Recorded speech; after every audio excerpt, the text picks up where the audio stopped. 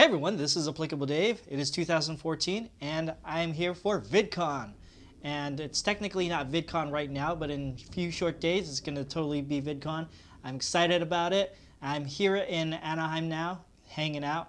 I wanted to make a couple videos before VidCon. I know last year I promised I would make one every week. I'm not going to make any promises this year, but I hope to make as many as possible. So let's go ahead and get started. So this video is geared more towards the content creator versus the person who's just attending VidCon, because I want to show you guys a little bit about the stuff that I brought. This isn't everything, but I kind of wanted to, not really a haul, or more like a run through of what I usually bring at a con, especially for VidCon. And it might be a little bit different atmosphere than going to cosplay cons, but you'll get the gist of it. So the first thing I want to mention is that I always bring a DSLR to events like these. Since it's going to be a huge event, there's going to be a lot of photos taken. You want to get the best quality and the best clearest picture ever. So I actually brought two of my cameras. I have my T3i, which is recording this video right now. And I also picked up a inexpensive Nikon. This is the 3100, D3100. It's pretty much what people buy as far as a start-off camera. If you haven't had a DSLR for the first time, and if you're a fan of Nikon, this is generally what people go for because it's inexpensive and it does the job. Has pretty much the functions that a novice or somebody who just is, starting off would need. And so I generally bring my DSLRs. I generally do a lot of videos and a lot of pictures as well. And when you bring DSLRs, the biggest thing that you want to worry about is that it's going to be draining a lot of your battery, especially if you're doing video. So you want to bring camera chargers. You always want to bring your charger, and if you can afford it, also buy extra batteries, because I have a total of 3 batteries for my Canon T3i there. So whenever that battery runs out, I can always easily pop this in and I'd be good to go. So that's 3 batteries. I also got the charger, and also you want to worry about is getting some as many SD cards as possible. Depending on the camera that you get, generally it's just a typical SD card would do. But one thing that I did find out is that when you use a DSLR, especially for taking HD video, you want to make sure that the class is at least 6 and above. The ideal is to use class 10, because if you don't use a 6 or above SD card, the video won't last that long. It'll probably take about 2 minutes and it'll cut off automatically.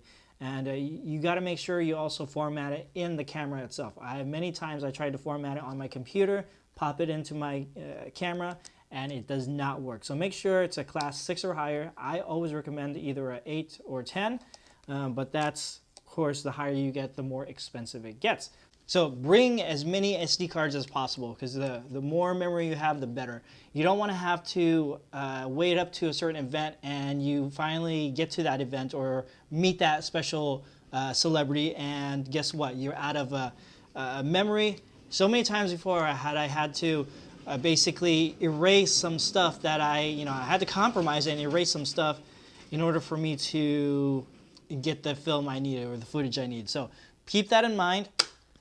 Another thing too that I usually bring with the DSLR is extra lenses, especially if you are going to be somewhere where it's going to be in the stage, and especially if you're going to be a little bit far away. You want to get a lens specifically to suit your needs as far as the depth, because where I'm going to be, I'll probably be sitting up in a balcony, which is significantly farther, but this actually helps in order for me to get clear and crisp pictures. And this is a 75 to 300 millimeter. I generally use it for that kind of thing. Also, I use it for whenever I take portraits, especially at cons. The depth perception is amazing. And just for fun, I also have a fisheye lens that I use. Sometimes I use it, a lot of times I don't, but I like to have it just in case. Also, something else that I recently purchased is this sling right here, and it's super convenient too. It's like you strap it around your shoulder. you attach this part to the bottom of the camera, so it just slings down. And so whenever you wear it, you don't have to hold on to the camera. All you do is just like swing it. Nothing to adjust, it just swings. And then when you're done, just it goes to your side, sort of like a messenger bag. So it's really convenient, and it works best, especially if I have two cameras. When I was at Fanime, I had two DSLRs on hand, which is crazy. If you're going to be using a long-range lens, you want to make sure that you keep the camera steady. That's why I always recommend a monopod or a tripod. I was going to bring my monopod just so I can hold the thing down easily when I'm sitting down and filming or taking pictures of people on stage, but since I'm going to be having my my tripod, I think it'd be best to just carry my tripod around. That's what I did. I thought it would be really inconvenient, but I tried it at Fanime and it worked out for me, so I'm doing it here at VidCon. Also, another thing that I bring is this right here. It does its purpose. It's not, because what I wanted to do is get a stabilizer that allows me to, that actually balances and everything, but because short of money, short of time, I wasn't able to purchase one for Fanime. So I bought this. It does help out a lot, especially if I'm going to be panning and everything like that. It's good for cinematic shots, and if I'm going to do a montage of VidCon and all the people and just being able to move stuff around, this is perfect for it because I'm able to attach a camera and I can also adjust it to however I can. So see how easy this is by me transitioning, as opposed to me holding this and see, you saw that bump. So it does help out, and I strongly recommend some sort of stabilizer, especially if you're going to be into montages or slow motion effects like that. One thing I learned about going to VidCon, or any other con for that matter, I can never have enough cameras. So I actually brought a plethora of cameras that I have just to be on the safe side. I've got this one right here, and it's kind of cool. This video I'm actually showing you a lot of the cameras that I have, as opposed to just showing you one. This one is my Canon SX500 IS. It's a very small camera. It's lightweight, although the lens is significantly big, and but it captures really cool video, and it also captures really good photos, especially with the zoom. It has a 16 megapixel thing, and it has 30 times zoom with HD, so image stabilizer and everything like that. So it's really handy that I have this around, especially if I just want to take quick photos of different things. Also, I have my Powershot Sx210 IS. This is a Canon, and I usually use this for backup whenever I need quick photos, and sometimes I use this for video, but it's mainly just for backup, just in case my DSLRs stop working on me. Of course, I have my camera on my phone, and I don't generally want to use that because I tend to take a lot of vlogs, and the easiest way for me to upload lazy vlogs would be through my phone. So I try to keep that dedicated to just lazy vlogs. I also got this one. This one's an older one. It's actually cracked. I don't know if you could see the screen. It's cracked. So this is a point and shoot camera and also a video camera. It is by Samsung, but the screen is cracked, and the only way to navigate through the functions is through the screen, and since it's cracked, it's forever stuck on video. So I use this for backup video. The only problem with this is that whenever I hold it, sometimes my fingers cover the microphone, and so it gets muffled way too much. So this is strictly for backup, just in case I need something recorded, especially for footage that I won't need any audio, because I can put music over it. This works out. Also, a really classic one of my first cameras that I got when I started YouTube is this Webby. I'm sure they don't make these anymore. At least they probably have a newer model, but this is an HD 5 megapixel camera, and it shoots in MP4.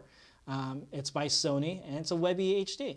It's self-recording. The biggest draw for this back in the day was that I can basically vlog with it, because I can just easily flip the camera around, and I'm able to watch myself here or watch whatever I'm doing. So It doesn't take really good photos, but it takes decent enough video. It almost feels like a webcam, and I think this was mainly meant as a sort of like a webcam-esque device. So just in case. So you're asking, all these pictures and all these videos going to be pretty much going to take up all my space and everything. That's why I brought my laptop. It is a 2012, I think, MacBook Pro, and I'm able to extract all the footage and all the pictures onto this computer. And I also brought with me a 1 terabyte Western Digital hard drive, external hard drive. So really convenient. I don't have to plug it into an AC outlet. It goes directly through the USB, which is really convenient.